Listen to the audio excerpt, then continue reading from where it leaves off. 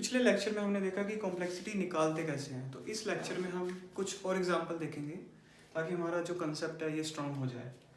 तो सबसे पहले ये हमारे पास फंक्शन है टू लूप्स, इसके अंदर एक इनपुट है n और इसके अंदर एक लूप है 0 to n तक चल रहा है और सिंपल एक प्रिंट स्टेटमेंट है। यानी कि अगर इसकी कॉम्प्लेक्सिटी देखेंगे तो O of n, और उसके बाद ये वाला लूप है जो चल रहा है 0 to 1 lakh which is a constant and simply printing one statement. So let's just write it O of 1 lakh. Okay, so because ये दोनों लूप अलग अलग है तो हम जस्ट इसका सम करेंगे, यानी कि इस फंक्शन की कॉम्प्लेक्सिटी हो जाएगी O of n plus 1 lakh. तो हमने यही सीखा था कि जब भी कांस्टेंट टर्म हो हम उसे रिमूव कर देते हैं. That is simply and it's equivalent to O of n. Again हम क्यों रिमूव कर रहे हैं? Because we are not concerned with finding the exact number of operations. हमें जस्ट एक रफ आइडिया चाहिए जो n से हमें मिल जाता है. ओके, इस फंक्शन में दो इनपुट है m and n और ये लूप चल रहा है 0 to m, simply printing one statement, and other loop is 0 to n, simply printing one statement. तो ऊपर वाले लूप की कॉम्प्लेक्सिटी हो जाएगी O of m, बिकॉज ये 0 to m टाइम्स चल रहा है इसलिए यहाँ पे मैंने m लिखा है. नीचे वाला लूप चल रहा है 0 to n, तो हम इसे लिखेंगे O of n. ये दोनों लूप अलग अलग है तो इसलिए मैं इनकी कॉम्प्लेक्सिटी ऐड कर देता हूँ O of m plus n. तो यहाँ पे दो वेरिएबल अलग अलग क्यों है m plus n? बिकॉज हमारे पास दो अलग से वेरिएबल्स है और दोनों का साइज डिफरेंट हो सकता है. So simply we are just keeping both variables. Third example, we have just one input n. तो अगर if this n is like even then simple एक प्रिंट स्टेटमेंट एग्जीक्यूट होगी, और अगर ये ओड है देन ये पूरा फॉर लूप चलेगा. सो विच सिंपली मीन्स कि बेस्ट केस में इतना पार्ट चलेगा जो कि कांस्टेंट है, like independent of size of n. But worst case तब है जब हमारा जो n है वो ओड हो जाए, because it will come in else. इसमें जो कॉम्प्लेक्सिटी होगी वो क्या होगी? Because it's a for loop 0 to n and simply printing one statement, तो इस वाले पार्ट की हो जाएगी O of n. So this is the worst case complexity of this function, and we are always concerned about worst case complexity. Okay, तो ये example 4 है, इसकी complexity चेक करते हैं. We have one input which is n, तो हमारे पास एक loop है 0 to n and again nested loop. J is n and j is greater than n divided by 2. This is our condition. And simply j is decrementing by 1. तो यहाँ पे हमारे पास दो nested loop है तो इसकी complexity निकालनी है. It just have one simple print statement. सोचो, अगर पता लग गया हो तो कमेंट्स में लिखो, अदरवाइज इस वीडियो को पॉज करो और थोड़ा सोचो. And okay, let's see. 0 to n which means कि ये वाला तो चलेगा n टाइम्स. अभी अंदर वाला लूप कितनी बार चलेगा? n and greater than n divide by 2, यानी कि n बाई 2 टाइम्स अंदर वाला लूप चलेगा फॉर पर आइट्रेशन ऑफ i. यानी कि इसकी कॉम्प्लेक्सिटी हो जाएगी n डिवाइड बाई 2. बिकॉज ये नेस्टेड है तो हम नेस्टेड के केस में हमेशा मल्टीप्लाई करते हैं, तो ये हमारी बन जाएगी O of n into n divided by 2. तो कितनी बनेगी? O of n square by 2. Because n एक इनपुट है और उसका साइज इनफाइनाइट तो नहीं बट एक बहुत बड़ा साइज हो सकता है, तो उसके कंपैरिजन में अगर हम उसको डिवाइड बाय 2 भी करते हैं तो that will just give us approximately O of n square.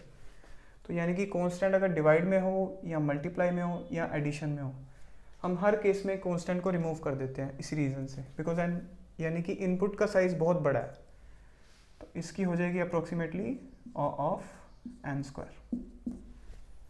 Okay, let's come to example 5। इसमें एक इनपुट है n और लूप चल रहा है 1 to n तक। यहाँ पे हम इंक्रीमेंट नहीं कर रहे, इंक्रीमेंट या जो उसकी i की वैल्यू है उसे हम नीचे से चेंज कर रहे हैं।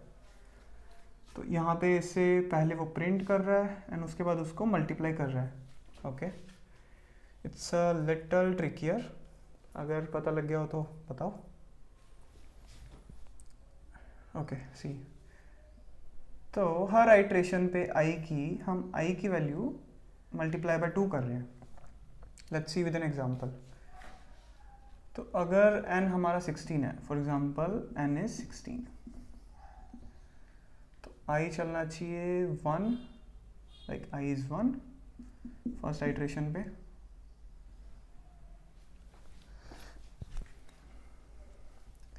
and it will print. Okay, print.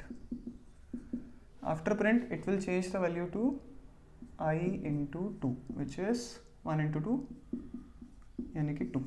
Okay, I is 2 now. So second iteration पे I की वैल्यू 2 हो चुकी है, it's still less than equal to n यानी कि 16. print, तो इसकी वैल्यू हो जाएगी मल्टीप्लाई I into 2 यानी कि 2 into 2 4. Okay, let's come to third iteration. I is 4. It will print because again ये condition satisfy हो रही है बार बार,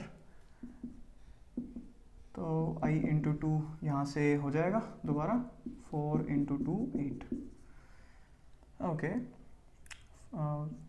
8 is again less than equal to 16, तो we'll come to next iteration. I is 8. print, उसके बाद होगा I into 2 यानी कि 8 into 2 16. ओके, तो यहाँ पे 16 is less than equal to 16, it again is true, तो I इज 16. तो 16 के केस में फिर इसे प्रिंट करेगा, ये प्रिंट स्टेटमेंट है, और I into 2 यानी कि 16 into 2 32.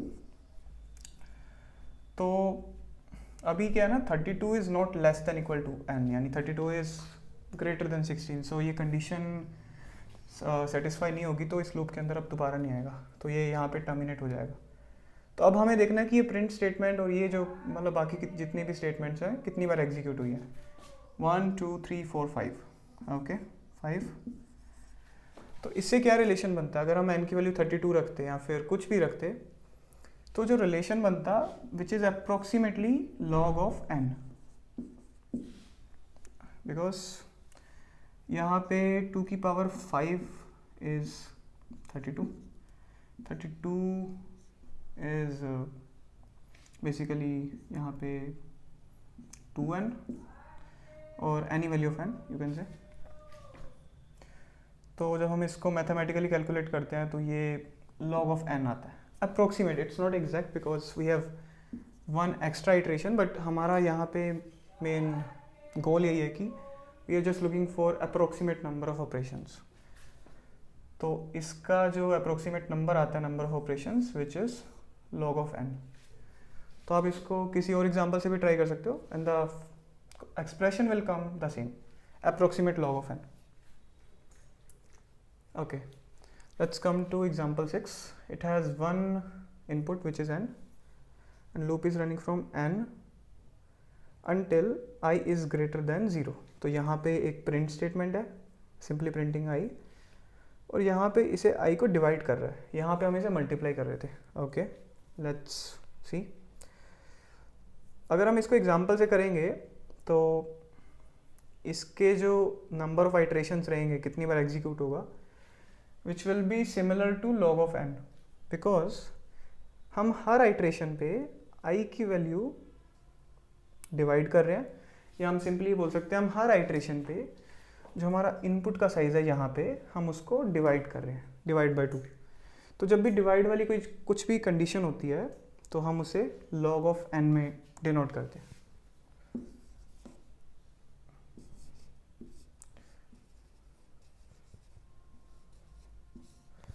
यहाँ पे बेस 2 है बिकॉज हम इसे 2 से डिवाइड कर रहे हैं. I mean generally we do not write the base because base is also a constant, so हम बेस को लिखते नहीं हैं. बट अगर कोई जानना चाहे तो यहाँ पे log ऑफ 2 ऑफ n है, यानी कि बेस इज 2. अगर यहाँ पे डिवाइड बाय 3 होता देन बेस वुड बी 3, अगर 10 होता तो बेस वुड बी 10. तो इसलिए because base is a constant we simply do not write it and the expression comes out to be log of n. All right, thank you.